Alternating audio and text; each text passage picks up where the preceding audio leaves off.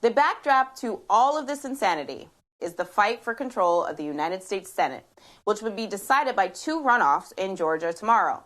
While the current president is at war with Georgia, the president-elect campaigned for the Democratic candidates today and offered an important reminder. The will of the people prevailed. We won 3 times here. Each recount, you know what I mean? I think we should count it as 3 states. Won 3 times. President Trump is set to hold a campaign rally tonight in Dalton, Georgia, for Republicans David Perdue and Kelly Loeffler. And joining me now is former Secretary of Housing and Urban Development, Julián Castro, and the co-founder of Black Voters Matter, LaTosha Brown. I'm so excited to talk to both of you tonight. Julián, I want to start with you and what we were talking about with Congressman Liu. Here's what Vice President-elect Harris, also a former prosecutor, here's what she had to say about the president's phone call. Have y'all heard about that recorded conversation?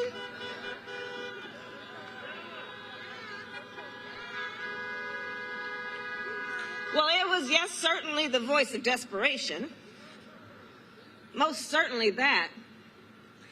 And it was a bald-faced, bold abuse of power by the President of the United States.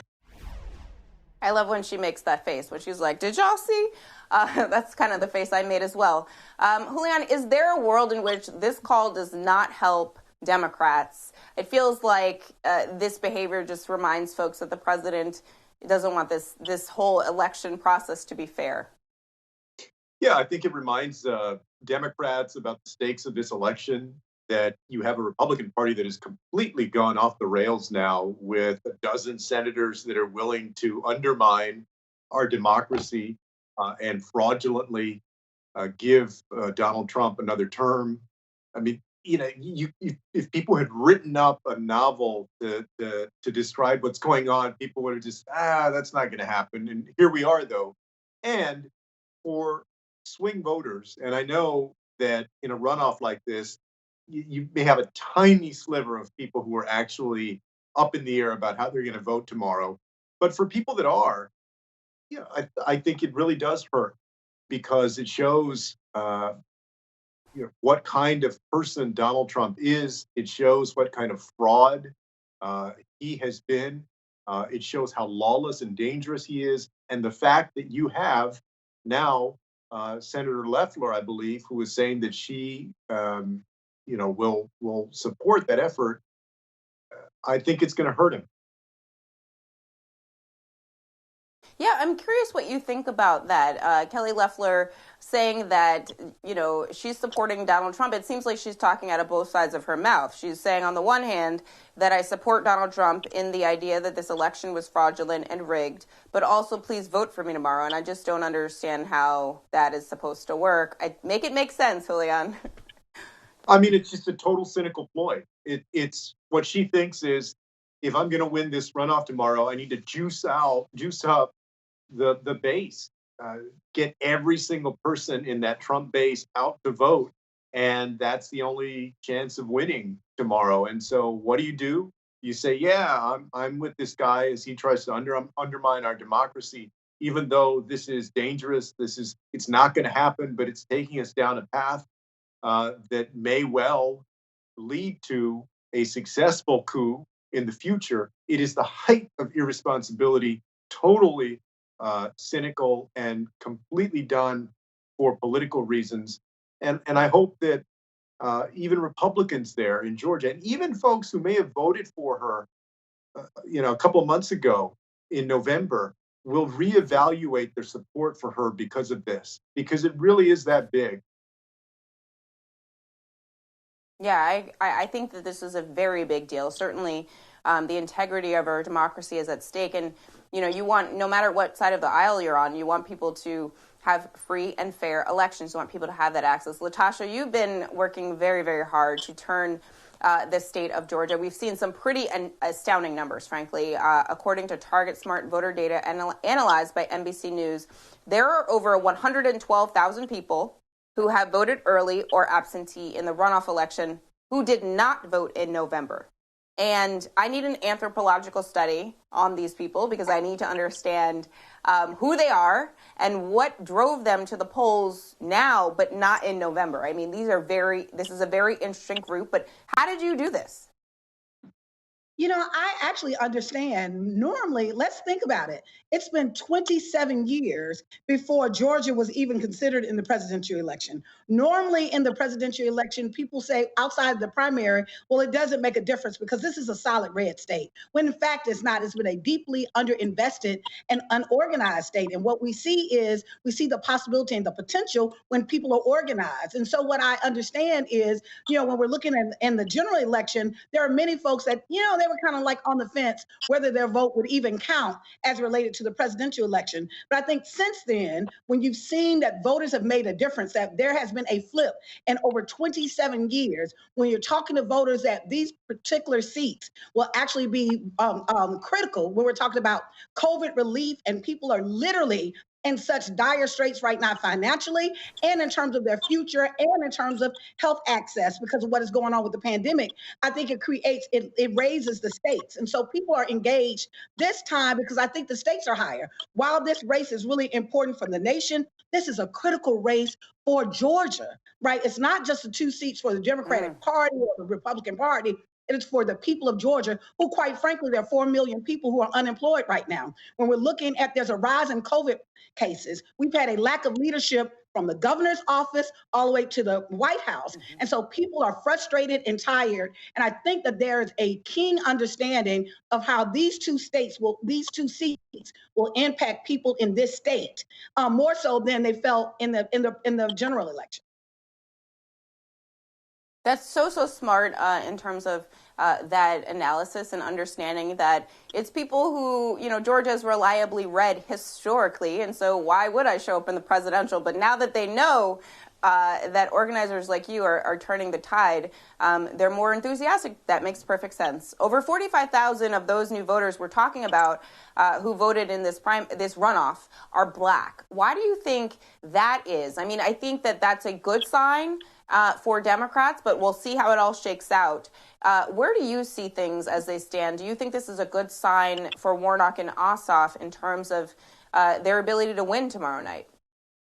Absolutely. I think there's three things. One, normally in a runoff election, let's talk about even the creation of the runoff was specifically to actually disenfranchise, to make sure that Black voters, it was targeted at really being able to have this deep drop off and that there would be an elite electorate that would make a decision. And so what you're seeing Black voters overperforming. Why? I think there's three reasons. The first reason is I think that the Republicans overplayed their hand with voter suppression, that we are actually turning out in record numbers, not because voter suppression doesn't exist. Raffensperger, who is now being hailed as he's some kind of hero, he is also complicit in what is going on in the state of Georgia, including with why Trump felt comfortable to call him, because he also wrongfully dropped 200,000 voters in October of last year. And so I think what we have to really recognize is that in this state that Black voters have been frustrated, that the voter suppression was too much for them to swallow, and that what you're seeing is a backlash. You're seeing a response to that. The second thing is I think that you're seeing Black voters who are very frustrated what is happening, particularly as related to COVID. In April, at the height of COVID, 80% of all who were hospitalized were African Americans in a state that we only make 30% of the population. And I think the third thing, when you see Ahmaud Arbery, when you see that we're still, while you don't see people in the streets right now as it relates to the uprisings that we saw earlier in the summer, as it relates to George Floyd, there will be no peace until people really get that resolved. Folks, everybody that I'm talking to, they are concerned about criminal justice reform. They're concerned about making sure that we literally stop police brutality. They are tired of every single week seeing Black men and Black women unarmed being killed in the comfort of their homes or outside as if they're not human beings. I'm very tired of that as well, LaTosha. Julián, Perdue and Loeffler are in a tight spot. They have to try and get people out to vote tomorrow while still supporting the president's claims that the election was rigged. It feels to me like that's a very difficult balancing act. How do you see this playing out? Yeah, I mean, you're right, Zerlina. It really is. I mean, on the one hand, as you said, Loeffler is saying there's something wrong with this election in November. It was fraudulent, which plays into the false conspiracy theories of a lot of these right-wing Americans, including a lot in Georgia, and deflates their enthusiasm in Georgia for actually turning out to vote tomorrow. And we can see that in some of the numbers. And at the same time, she's saying, and Trump is going to be saying tonight at his rally there, oh, please, please, you got to come vote tomorrow. Yeah, those things don't compute. They don't add up. I think that John Ossoff and Reverend Warnock have done a good job of staying on message, of letting people know what difference electing them is going to make in their daily lives and the lives of their family members. And, we got 24 hours to continue to do that. And I feel good. I agree. Yeah, I think that, certainly when you see numbers like 5 million people already having voted, or 3 million people, as of this morning, have already early voted or absentee voted in the runoff versus 5 million people who voted in the presidential election. It seems to me that turnout is on pace to surpass what we even saw in November.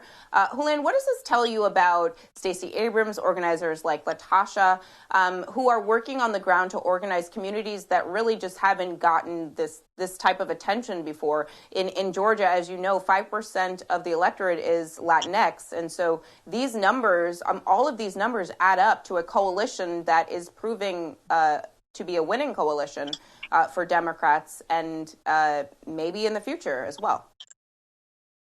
Well, look, Joe Biden and Kamala Harris already owe a big debt of gratitude to LaTosha and to Stacey Abrams for November and the 16 electoral votes. And all of us, I think, are going to owe that regardless of what happens. But I think tomorrow after a victory for Reverend Warnock and John Ossoff, because this is the on-the-ground organizing, person-to-person organizing that takes time, it takes resources, it takes faith that you can get folks that sometimes are hard to get out to believe in voting, to actually get out and vote and get them motivated and enthusiastic. And so, it's the product, I know, of a lot of work, of a lot of people, but also of leadership in LaTosha and Stacey and some others who have been at it for quite a while. And because of that, we're in a position to actually elect these two gentlemen tomorrow and make a difference, not only for people in Georgia, but people throughout this country who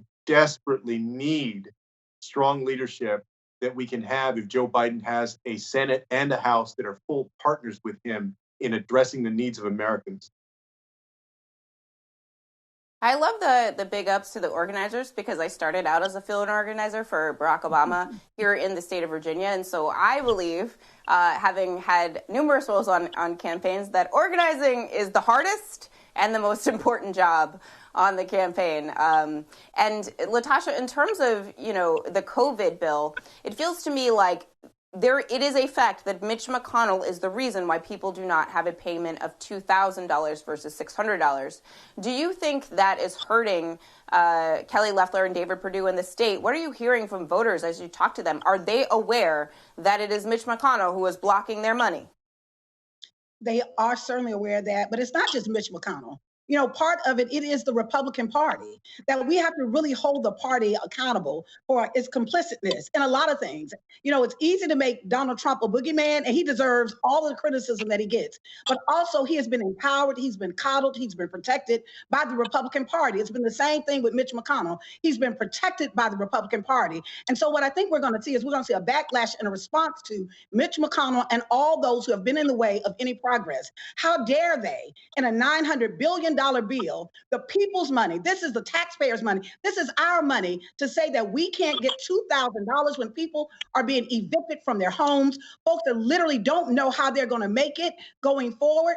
And so what we've got to really look at, and I think people that we've been talking to are really frustrated. They're tired of the politics. And I think that we're going to see some folks being held accountable all across the line. Trump wasn't the only one, and he's not the only one that's going to feel, I think, the brunt of what happens when people are organized and when they're frustrated. The people are rising up.